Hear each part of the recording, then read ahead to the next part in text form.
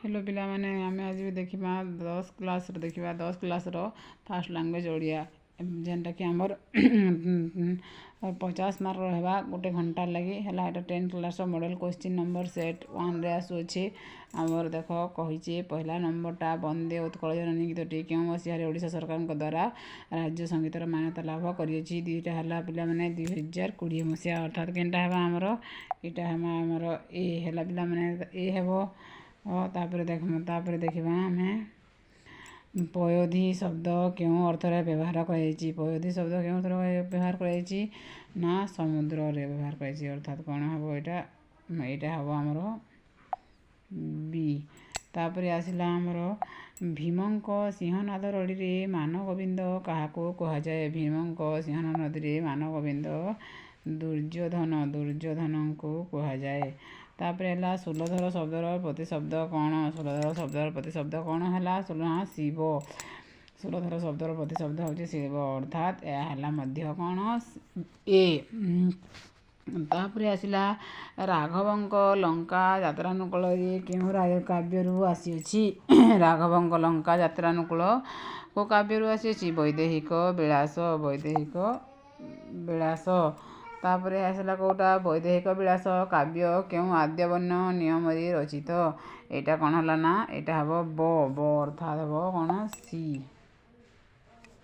तापर आसला आमर चिलिकार सायंतक दृश्य चिलिकार क्यों समय दृश्य वर्णना कर जाचु चिलिकाटे सब बेले कौ समय हुए संध्या समय दृश्य तार अर्थ कौन हम ना तार अर्थ हम आमर बी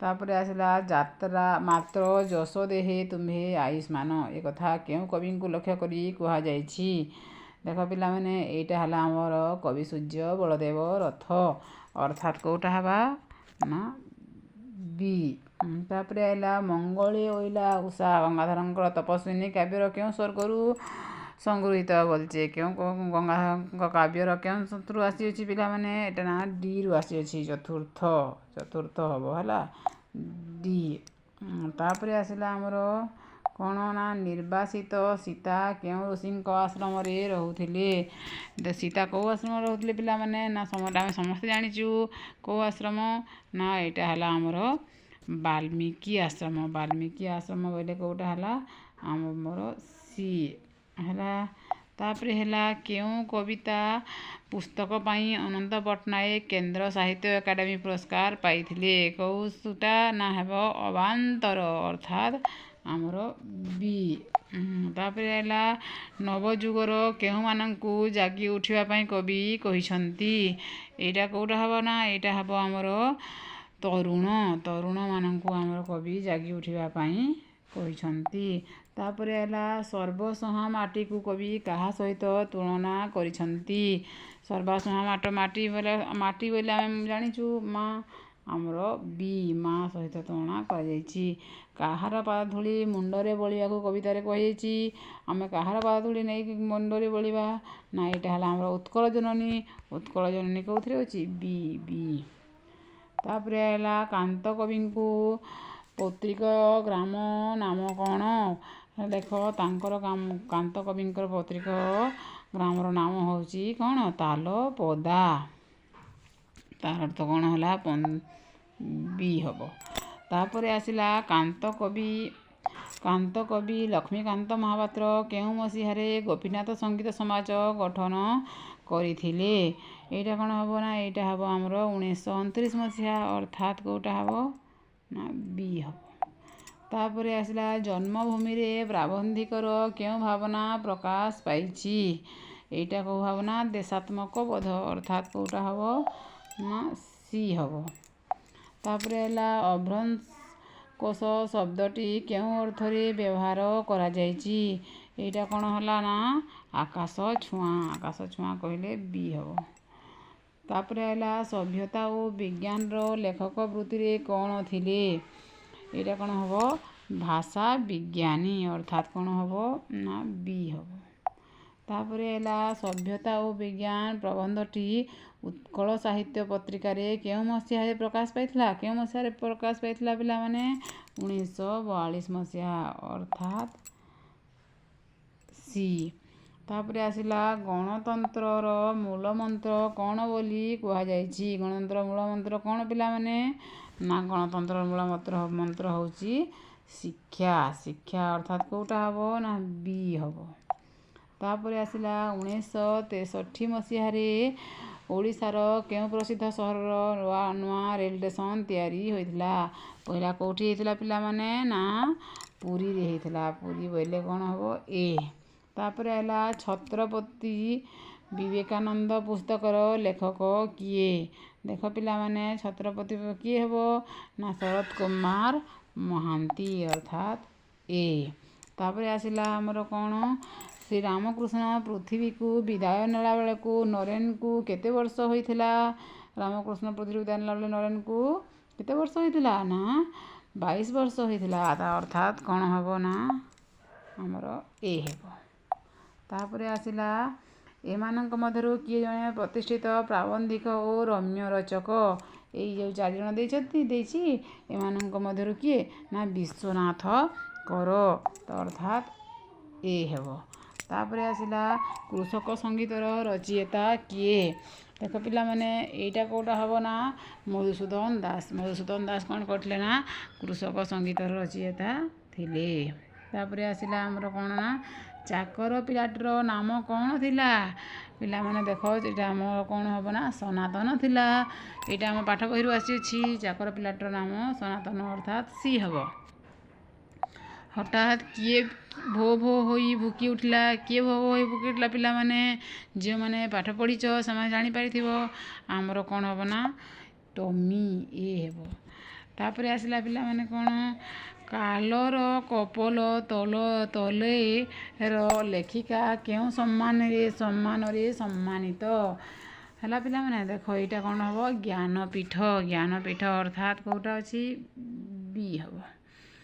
ତାପରେ ଆସିଲା ଅଙ୍ଗଦ ଚୌଧୁରୀ କେଉଁ ବିଶ୍ୱବିଦ୍ୟାଳୟର ଛାତ୍ର ହେଲା ପିଲାମାନେ? ଏଇଟା କ'ଣ ହେବ? ନା ସେ ଥିଲେ ଉତ୍କଳ ବିଶ୍ୱବିଦ୍ୟାଳୟର ଛାତ୍ର ଅର୍ଥାତ୍ କେଉଁଟା ହେବ?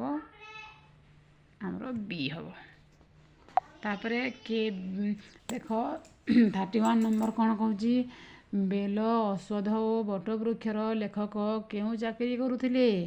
ହେଲା ପିଲାମାନେ, ଏଇଟା ଦେଖ ଭୂତତ୍ତ୍ୱବିତ୍ ଅର୍ଥାତ୍ ସି ହେବ।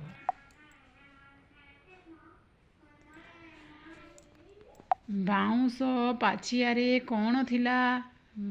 ବାଉଁଶ ପାଛିଆରେ କ'ଣ ଥିଲା? ନା ବାଉଁଶ ପାଛିଆରେ କ'ଣ ଥିଲା? ବାସି ବରା ଥିଲା। କ'ଣ ହେବ? ନା ବାସି ବରା ଏ। ତାପରେ ଆସିଲା ଆମର ଫଗୁଲୁ ଏକାଙ୍କିକାରେ କେଉଁ ପରିବାର କଥା କୁହାଯାଇଛି? ଫଗୁଲୁ ଏକାଙ୍କିକାରେ ମଧ୍ୟବିତ୍ତ ପରିବାର କଥା କୁହାଯାଇଛି ଅର୍ଥାତ୍ ଏ ହେବ। ତାପରେ ଆସିଲା ଭାରି କ୍ଷଣରାଗୀ ଠିକ୍ ତା ବୋଉ ପରି ଏ କଥା କିଏ କହିଛନ୍ତି? ଏଇଟା କିଏ କହିଛନ୍ତି? ଏଇଟା ଆମର ସୁବ୍ରତ କହିଛନ୍ତି ହେଲା। ଅର୍ଥାତ୍ କ'ଣ ହେବ? ନା ଆମର ସି ହେବ। ତାପରେ ଆସିଲା କୋଣାର୍କ ଏକାଙ୍କିକାରେ କେଉଁ ପ୍ରସଙ୍ଗକୁ ମୁଖ୍ୟତଃ ନାଟ୍ୟ ରୂପ ଦିଆଯାଇଛି? କୋଣାର୍କ ମନ୍ଦିରର ଦଧିନଉତି ବସିବାକୁ ନାଟ୍ୟ ରୂପ ଦିଆଯାଇଛି କୋଣାର୍କ ଏକାଙ୍କିକାରେ। ସେ ଯେଉଁ ଦଧିନଉତି ବସା ହୋଇଥିଲା। ତ ଅର୍ଥାତ୍ ବି ହେବ। ତାପରେ ଆସିଲା ଆପଣା ଲୋକ ଶତ୍ରୁ ଅର୍ଥ ବୁଝାଉଥିବା ରୂଢ଼ିଟି କ'ଣ? ଏ ରୂଢ଼ିଟି କ'ଣ? ଆପଣା ଲୋକ ଶତ୍ରୁ, ନିଜ ଲୋକ ଶତ୍ରୁ ହେବା ଘର ଢିଙ୍କି କୁମ୍ଭୀର ବି।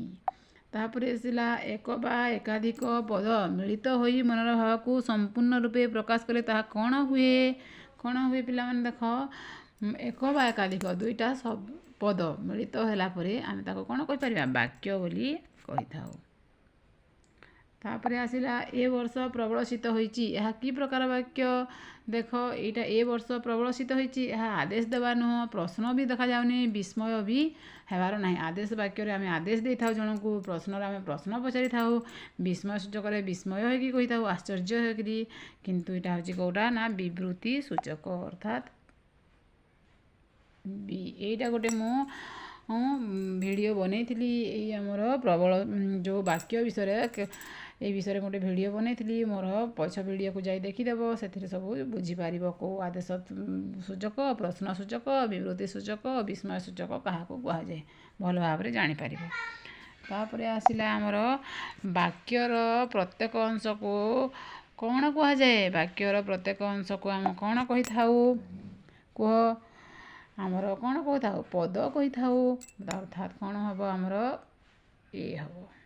ତାପରେ ଆସିଲା ଯେହେତୁ ଜେଜେ ଆସିଛନ୍ତି ତେଣୁ ଆମେ ଖୁସି ଅଛୁ। ଏହା କି ପ୍ରକାର ବାକ୍ୟ? ଯେହେତୁ ତେଣୁ ଏପରି ଲାଗିଛି ତ ଏଇଟା କ'ଣ ହେବ? ନା ଏଇଟା ଜଟିଳରେ ଅଛି ନା, ତାକୁ ଆମର ଜଟିଳ ବାକ୍ୟ ଅର୍ଥାତ୍ ବି ହେବ। ନିମ୍ନୋକ୍ତ ମଧ୍ୟରୁ କେଉଁ ଶୁଦ୍ଧ ରୂପ?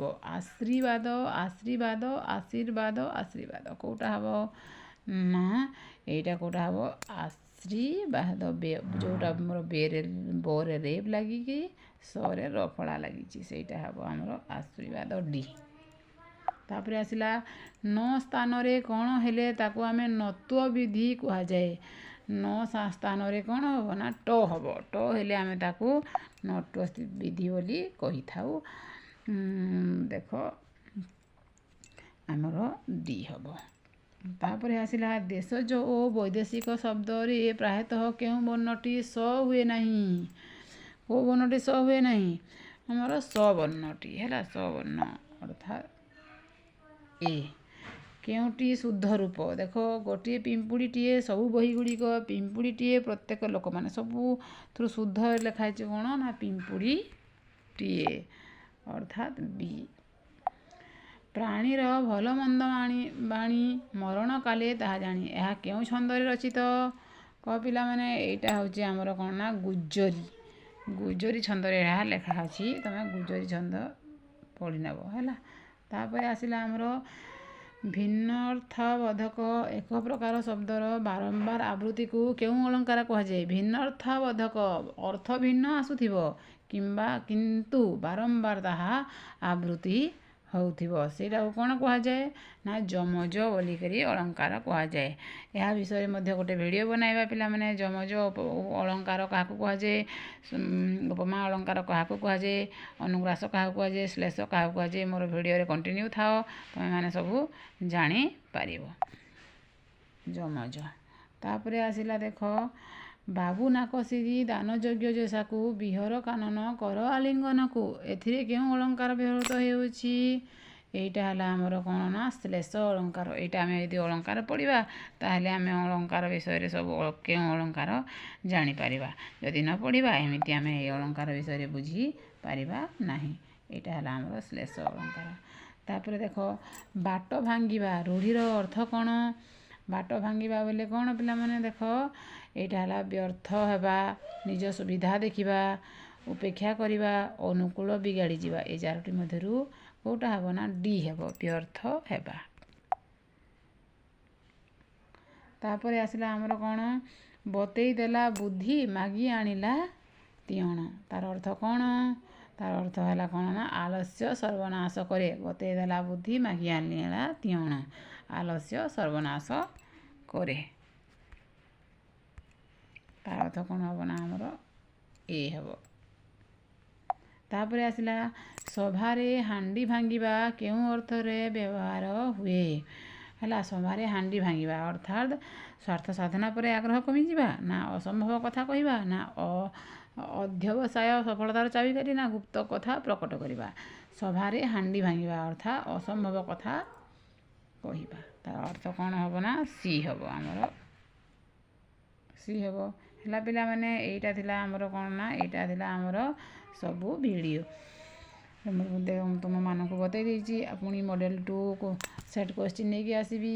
ଗୋଟେ ଗୋଟେକି ତୁମେମାନେ ସବୁ ଯୋଡ଼ି ରହିଥାଅ। ଯେଉଁମାନେ ନୂଆ ଅଛ ଚ୍ୟାନେଲ୍କୁ ସବସ୍କ୍ରାଇବ୍ କରିଦେବ ହେଲା, ଯାହାଦ୍ୱାରା ଯେଉଁ ଭିଡ଼ିଓ ମାନେ ଆସିବ ତୁମମାନଙ୍କ ପାଖରେ ପହଞ୍ଚି ପାରିବ।